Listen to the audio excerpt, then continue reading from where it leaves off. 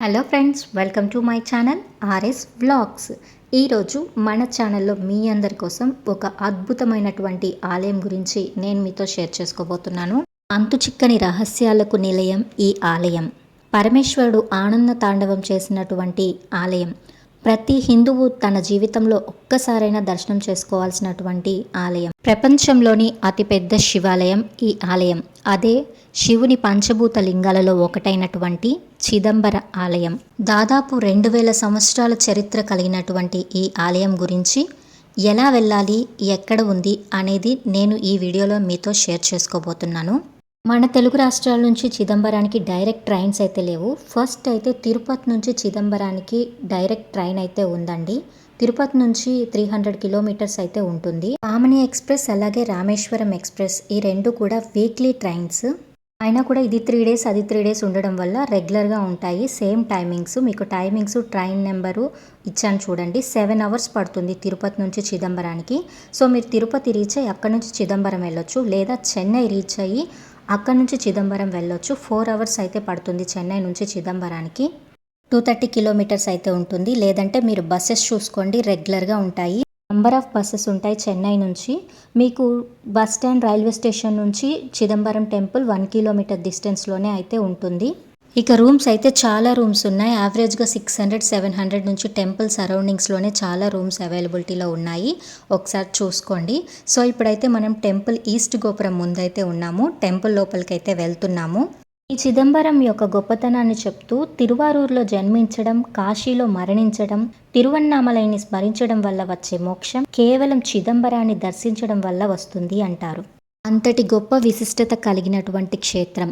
So మనం లోపలికి గోపురంని cross అయ్యి లోపలికి రాగానే మళ్ళీ ఒక చిన్న ఇలా ఒక ఆర్చ్ లాగా ఉంటుంది. దీని నుంచి కొంచెం లోపలికి వచ్చిన తర్వాత మీకు మెయిన్ గోపురం అయితే ఉంటుంది. ఇదే అనమాట ఈస్ట్ గోపురం. చాలా పెద్ద గోపురం, చాలా చాలా బాగుంటుంది. మేమైతే ఈ టెంపుల్కి ఆఫ్టర్నూన్ అట్లా రీచ్ అయ్యాం. బట్ టెంపుల్ క్లోజ్లో ఉంది. 4కి అలా ఓపెన్ చేశారు. సో వెయిట్ చేసి 4 o'clock అయితే దర్శనానికి వచ్చాము. ఇక్కడ స్టార్టింగ్ మనకి ఇక్కడ వినాయకుడు ఉంటాడు ఒకవైపు, ఇంకో వైపు వచ్చేసి మనకి సుబ్రహ్మణ్యేశ్వర స్వామి అయితే ఉంటారు. సో ఇద్దరిని దర్శనం చేసుకున్న తర్వాత లోపలికైతే వెళ్దాము. చుట్టూ వ్యూ అంతా అటు ఇటు ఇలా గార్డెన్ లాగా ఉంది. మధ్యలో గోపురం, అటు ఇటు వినాయక స్వామి, సుబ్రహ్మణ్యేశ్వర స్వామి అయితే ఉన్నారు. సో లోపలికి ఎంటర్ అయిన తర్వాత ఇక్కడ గోపురానికి ఆర్కిటెక్చర్ అయితే చాలా బాగుంది. మొత్తం అంతా కూడా శిల్పాలు ఎక్కువగా మీకు ఈ గోపురం మీద కానీ ఎక్కడైనా నాట్య భంగిమలో ఉన్నటువంటి శిల్పాలు అయితే ఎక్కువగా కనిపిస్తాయి. ఎందుకంటే ఆ పరమేశ్వరుడు స్వయంగా ఆనంద తాండవం చేసినటువంటి ప్రదేశం కాబట్టి దీనికి ఇలా భరతనాట్యం సింబల్స్ అనేవి ఎక్కువగా కనిపిస్తాయి మీకు. సో గోపురం నుంచి మనం లోపలికైతే వచ్చిన తర్వాత మీకు వ్యూ అయితే ఈ విధంగా ఉంటుంది. తమిళనాడు టెంపుల్స్లో చాలా వరకు టైమింగ్స్ ఇలాగే ఉంటాయి. ఆఫ్టర్నూన్ క్లోజ్ ఉండి 4కి అట్లా ఓపెన్ చేస్తారు. సో టెంపుల్స్ ఆల్రెడీ చూసిన వాళ్ళకైతే తెలిసే ఉంటుంది. కాబట్టి టైమింగ్స్ కొంచెం దృష్టిలో పెట్టుకొని మీరు ప్లాన్ చేసుకోండి. ఇది మెయిన్ ఎంట్రన్స్. దీని లోపల నుంచి మనము స్వామివారి దర్శనానికి అయితే వెళ్ళాల్సి ఉంటుంది. సో దర్శనానికి తర్వాత వెళ్దాం. ఒకసారి టెంపుల్ మొత్తం కూడా మీకు చూపిస్తాను. ఇలా పక్కన వచ్చి దీపాలు పెట్టుకోవడానికి మనకి టేబుల్స్ అట్లా అరేంజ్ చేస్తుంటారు చూడండి. ఇదే అన్నమాట మెయిన్ గోపురం. మనం లోపలికి వచ్చాము. లోపలికి వచ్చిన తర్వాత ఇక్కడ స్తంభాలంతా కనిపిస్తుంది కదా, అక్కడ నుంచి మనం లోపలికి అయితే వెళ్తాము.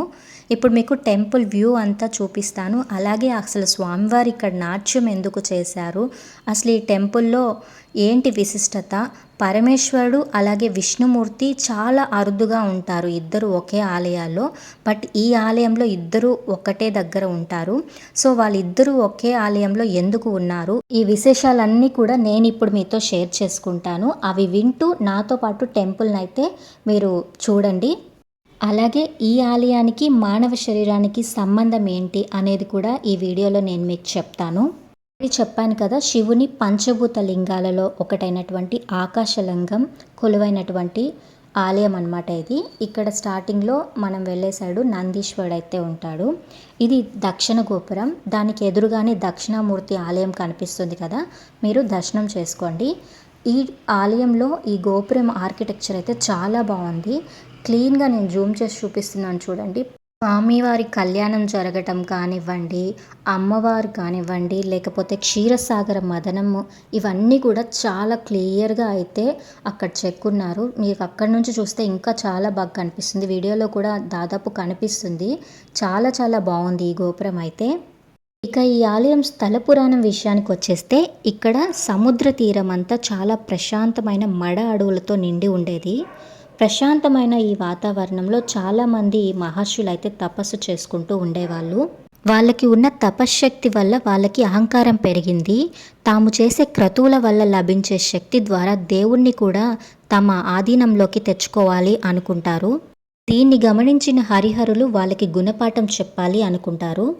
అప్పుడు పరమేశ్వరుడు అందమైన బ్రహ్మచారిగా, అలాగే విష్ణుమూర్తి సుందరమైన మోహిని రూపం ధరించి అక్కడ ఉన్న తిల్లై వనాల్లో తిరగటం చేశారు. మారువేషంలో ఉన్న విష్ణుమూర్తి అందానికి మునులు ఆకర్షితులైనారు.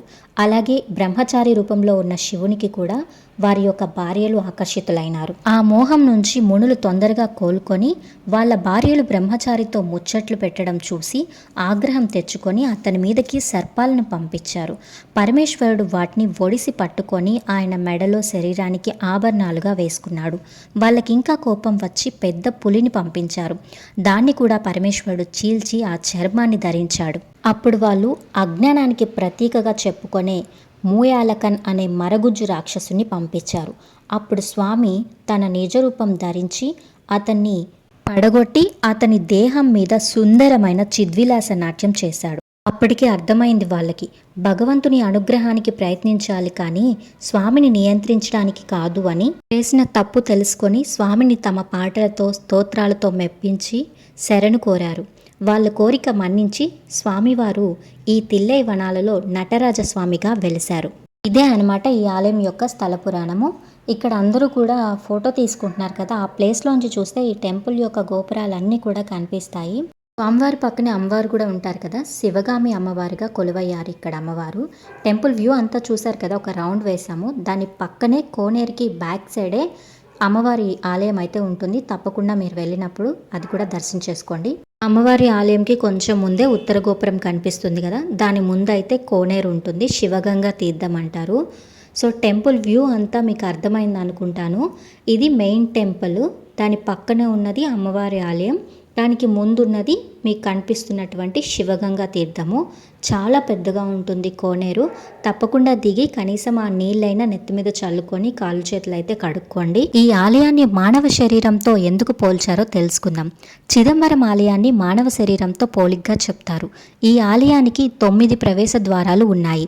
మన శరీరంలో కూడా నవరంధ్రాలు ఉంటాయి కదా, అదే విధంగా. అలాగే ఈ ఆలయంలో 21,600 బంగారు రేకులతో తాపడం చేశారు. మానవుడు కూడా రోజుకి 21,600 సార్లు గాలి పీల్చుకుంటాడట. ఈ దేవాలయంలో 21,600 బంగారు రేకులు తాపడం చేయడానికి 72,000 మేకుల్ని వాడారు.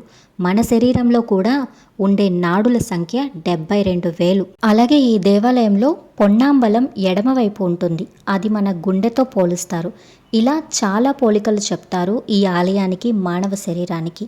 అలాగే ఈ ఆలయంలో స్వామివారిని దర్శనం చేసుకోవాలంటే పంచాక్షర పడి ఎక్కాలి, అంటే 5 మెట్లు. అవి ఓం నమ శివాయ అనే మంత్రాన్ని సూచిస్తాయి. సో ఫ్రెండ్స్, చూశారు కదా ఈ ఆలయం యొక్క స్థల పురాణం, అలాగే మానవ శరీరానికి ఈ ఆలయానికి ఉన్నటువంటి సంబంధం ఏంటి అని. ఈ ఆలయంలో విష్ణుమూర్తి ఎందుకు కొలువై ఉన్నారు, అలాగే అసలు అందరికీ తెలుసు చిదంబర రహస్యం అంటే ఏంటి అనేది నేను నెక్స్ట్ వీడియోలో మీతో షేర్ చేసుకుంటాను. సో ఫ్రెండ్స్, ఇదే అండి ఇవాల్టి వీడియో. నచ్చితే తప్పకుండా లైక్ చేయండి, అలాగే మన ఛానల్ని సబ్స్క్రైబ్ చేసుకొని ఫాలో అవ్వండి. Thanks for watching my video friends. Bye.